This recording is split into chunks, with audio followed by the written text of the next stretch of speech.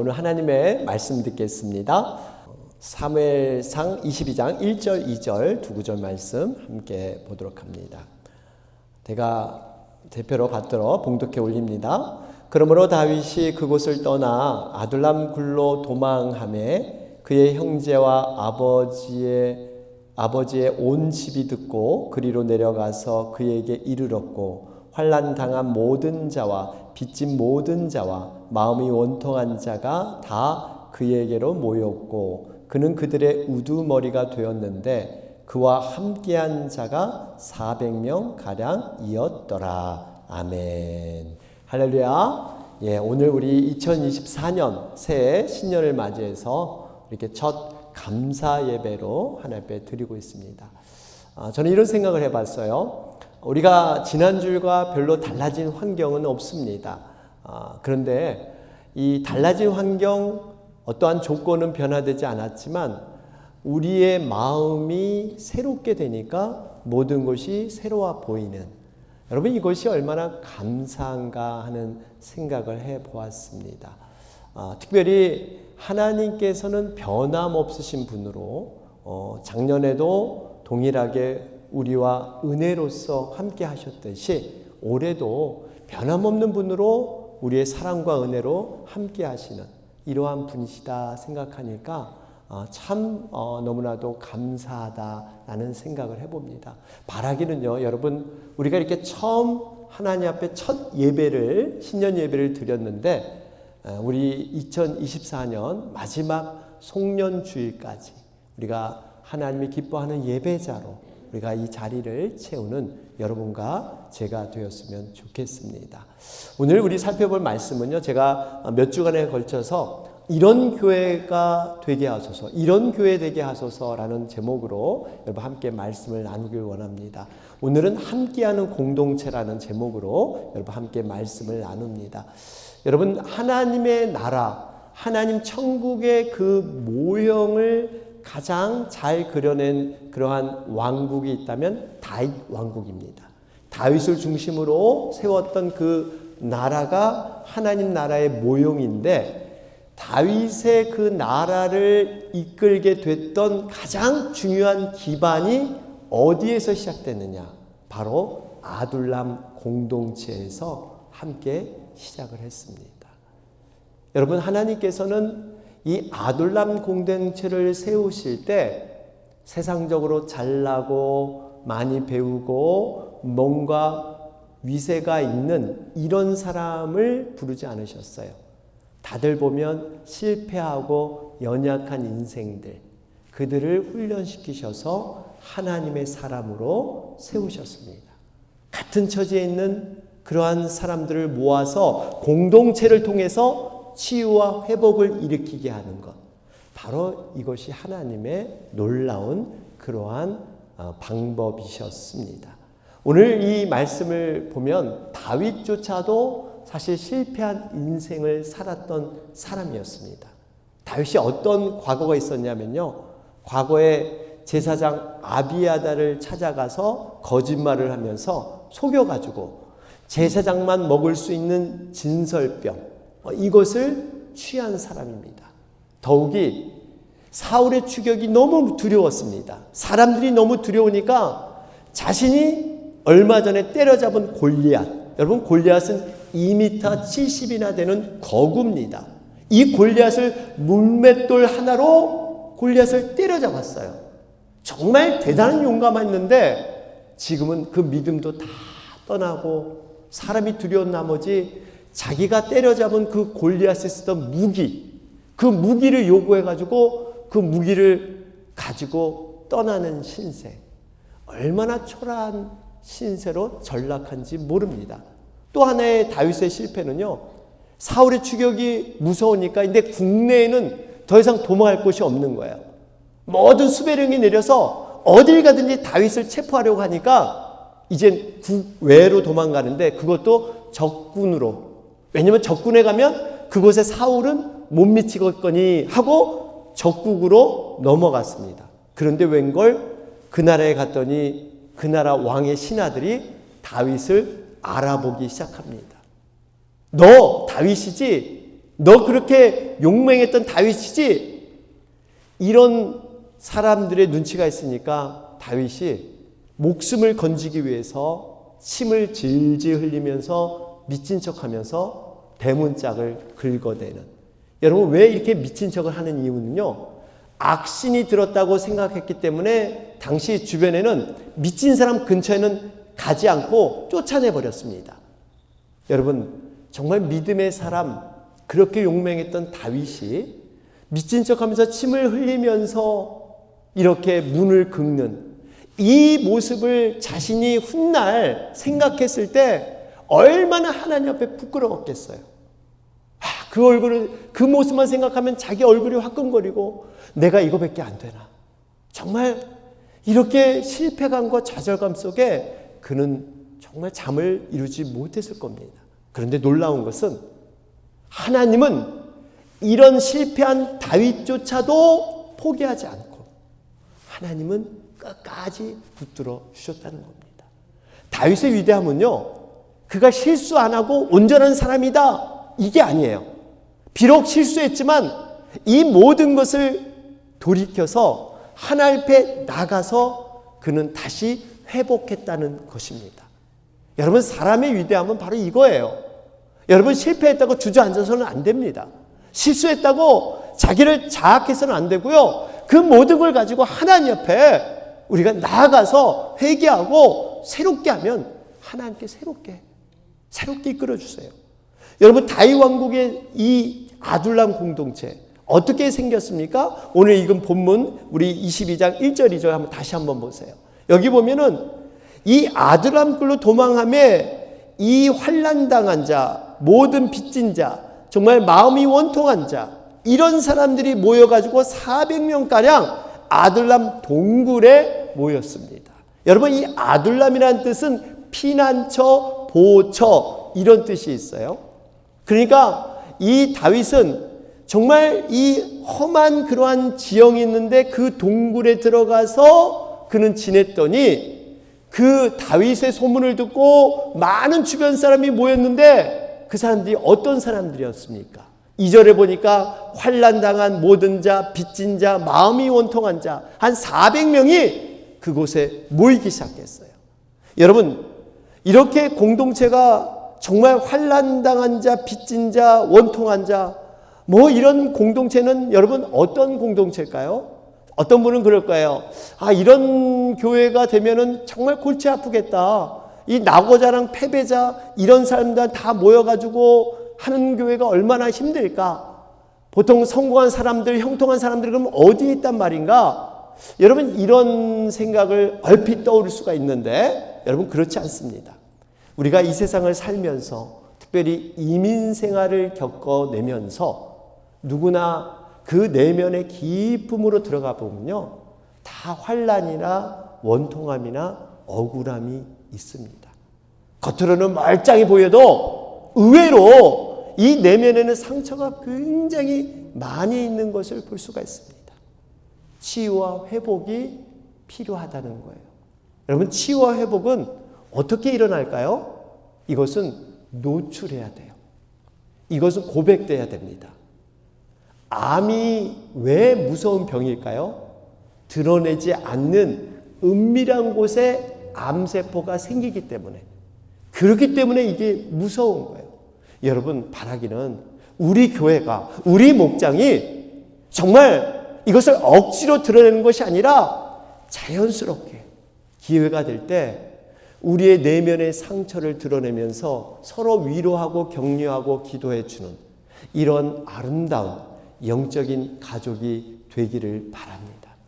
여러분, 이것이 하나님의 나라를 이루는 기본적인 그러한 모습이라는 거예요. 그러면서 왜 하나님은 다윗을 비롯해서 이렇게 힘든 상황에 있는 사람들을 광야 동굴, 이 동굴에 모이게 하셨을까? 하나님의 특별한 계획이 계셨습니다. 여러분, 이곳에서 하나님의 사람들을 연단시키고 훈련하는 과정, 이것을 통해서 하나님은 순수하게 정제된 인간적인 불순한적인 모든 불순물을 다 용광로에 녹여서 순전하게 만드시기 위해서 이렇게 동굴이라는 곳을 하나님은 사용하셨습니다. 여러분, 이 동굴을 한번 여러분 이렇게 연상해 보면요, 이 동굴은 참 생활하기가 불편하기도 하고 굉장히 안전하지 못한 곳이 동굴이에요. 만약에 입구와 출구가 이렇게 뚫렸다면 적군이나 무서운 짐승이 입구로 들어오면 출구로 도망가면 돼요. 그런데 여러분, 동굴은 입구는 있는데 출구가 없습니다. 적군이 온다든지 어떤 사나운 짐승이 들어오면 그냥 이거는 굉장히 힘들 수밖에 없는 이러한 상황. 여러분, 또 동굴 같은데 한번 방문해 보셨잖아요. 이 소리가 울려요, 울려. 여러분, 동굴에서 작은 소리, 정말 코 고는 소리만 들려도 사람에게 피해를 주고, 어떠한 얘기가 그냥 크게 들리고 소리 소문이란 게 그냥 금세 전파될 수밖에 없는, 비밀이 없는 이런 곳이 동굴일 수 있어요.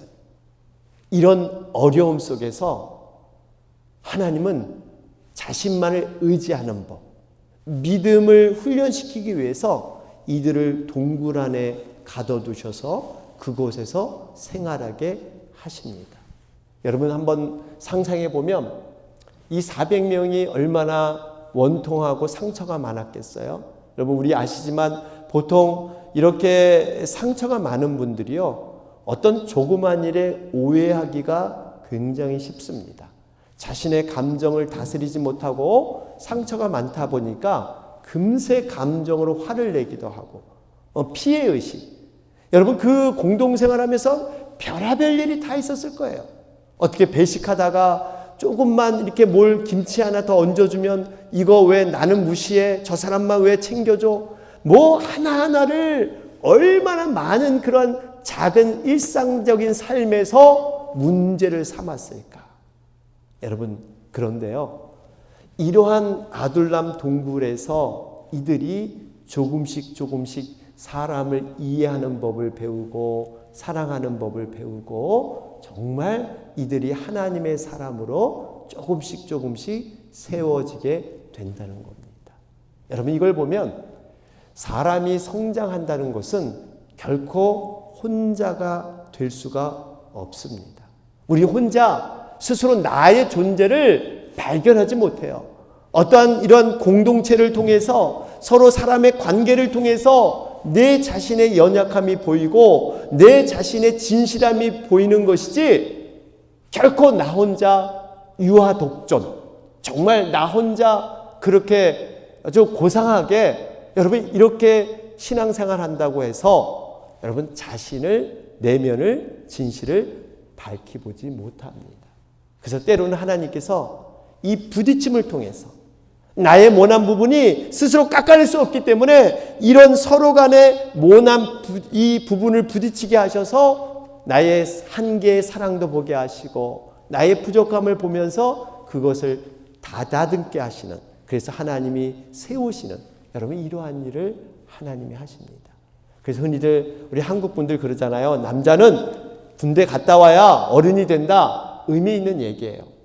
정말 그런 공동체 생활을 통해서 자신을 자꾸 다듬어 봐야 제대로 성장할 수 있다, 이런 뜻이 아니겠어요? 다윗이 어쨌든 이런 그 400명의 사람들과 아둘람굴에서 지지고 볶고 이러한 생활을 하면서 다윗도 한층 성장하게 됩니다. 이해심도 배우고 너그러움과 인내도 갖게 되고 하나님 앞에 겸손함도 배우고, 특별히 리더로서 많은 그런 부족한 사람들을 훈련시켜서 함께 비전을 주고 하나님의 백성으로 충성하게 만드는 동역자로까지 세우는 놀라운 일을 다윗이 해내게 됩니다. 결국 이 아둘람 굴의 출신들이 다윗 왕국의 주역이 됩니다. 기둥들이 돼서 다윗과 함께 이 하나님의 나라 다윗 왕국을, 영적인 공동체를 아주 멋지게 세우는 이러한 일을 해내게 됩니다. 그 한 예를 들면요, 사무엘하 23장에 보면 이런 사건이 나옵니다. 다윗과 그 동역자들이 얼마만큼 깊은 신뢰의 관계에서 한마디로 영적인 가족의 관계인가를 볼 수 있는 이러한 중요한 사건이 사무엘하 23장에 나와요. 그 사건의 내용은 이렇습니다. 하루는 다윗이 자신이 어렸을 때 너무나 맛있게 마셨던 베들레헴에 있는 우물물이 번뜩 생각이 난 거예요. 우리가 가끔씩 그럴 때가 있잖아요. 어렸을 때 먹었던 음식이 불현듯 생각나면서 먹고 싶다. 이런 생각이 문득 들 때가 있을 겁니다. 다윗이 바로 그랬던 거예요. 뭐 깊은 고민 끝에 한 얘기가 아니에요. 그냥 우연한 기회에 물 중에서 내 고향 그 어렸을 때 먹었던 베들레헴 그 우물물 한번 마시고 싶다. 한번 마셨으면 얼마나 좋을까. 지나가는 말. 여러분 우리가 만약에 다윗의 부하였다나 동역자라면 어떤 생각이 들었을까요? 아니 지금 베들레헴, 여러분 그 당시 베들레헴은요 이 적군 블레셋이라는 군대가 이미 점령을 해서 그들이 철통 방어를 하면서 베들레헴을 그렇게 점령하고 있었던 시기였습니다. 그런데 지금 이 베들레헴 블레셋 군대가 철통같이 지키고 있는데 이런 상황에서 아니 왜 굳이 베들레헴 우물물을 우리 다윗은 마시고 싶을까? 다른 때는 몰라도 지금 우리가 마실 물이 없는 것도 아닌데 왜 하필 베들레헴 우물 여기를 왜 이 물을 마시고 싶을까? 이런 생각을 우리들은 할 수가 있었을 겁니다. 그런데 놀랍게도요 세 용사 요셉, 바세벳, 엘르아살, 삼마라는 세 용사 장군이죠. 그들이 이 먼 길을 달려가서 우물물을 떠가지고 옵니다. 여러분 대단하지 않을까요? 이 물이 뭐라고 자기 목숨을 걸고 적진을 뚫고 다윗에게 이 물을 퍼다 주는 거예요. 이러한 신뢰, 이러한 그 영적인 리더와 동역자 간의 그 깊은 그러한 관계, 이렇게 할 수 있었던 것은 이 아둘람 동굴에서 함께 울고 웃고 그 고난의 시절을 함께 보냈기 때문에 이런 신뢰가 바탕됐기 때문에 이것이 가능한 거였어요. 그런데요, 이러한 신뢰와 충성심에 감동한 다윗, 물을 받아들고 다윗은 어떻게 행동했을까요? 오늘 사무엘하 23장 16절 17절 한번 볼까요? 이렇게 다윗은 고백을 합니다.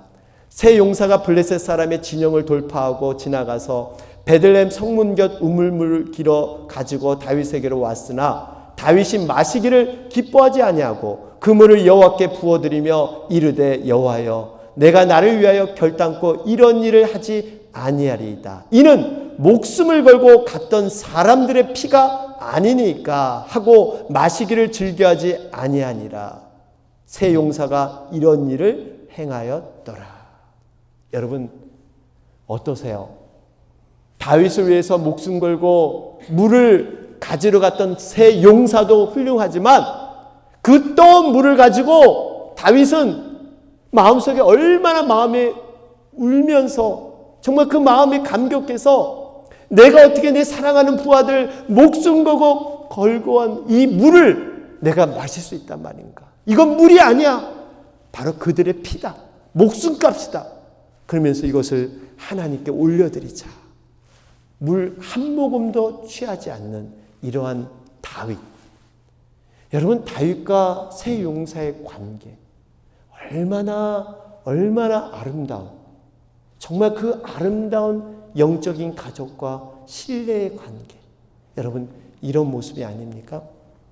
저는 이 말씀을 묵상하면서 제가 학창 시절 생각이 딱 불현듯 났습니다. 중학교 3학년 때의 일이었습니다. 오늘은 제가 요거 개인적인 얘기 잠깐 할게요.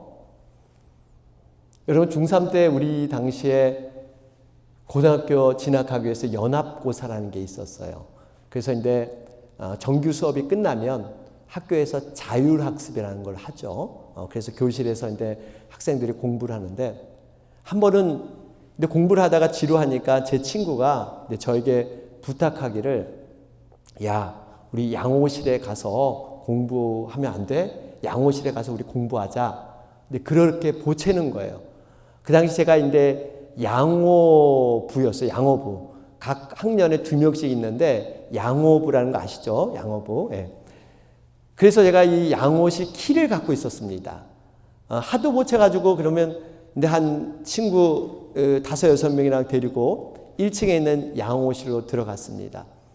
여러분도 아시지만 장소가 바뀌면 뭐 공부가 됩니까? 안 되죠. 괜히 공부한답시고 이제 내려와가지고 뭐 이것저것 애들 막 떠들고 그러다가 어느 한 친구가 야 배고픈데 우리 라면이나 좀 끓여 먹자 이렇게 제안을 하는 거예요. 마침 내가 라면을 가져왔다는 거예요.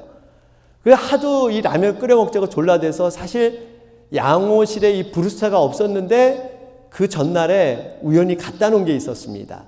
그래서 이 브루스타를 가져와서 제가 약 먹는 주전자에 물을 얹어가지고 거기서 라면을 끓이기 시작했습니다. 여러분 아시지만 실내에서 지도교사 없이 학생들끼리 불을 사용하는 것은 금지된 것이었어요. 왜냐하면 화재의 위험성이 있기 때문에. 더군다나 그날은 이 숙직 선생님이 계셨는데 학생부에서 악명이 높았던 그 유명한 일명 별명이 짠식이, 그 짠식이 그 호랑이 같은 선생님이 숙직이셨어요.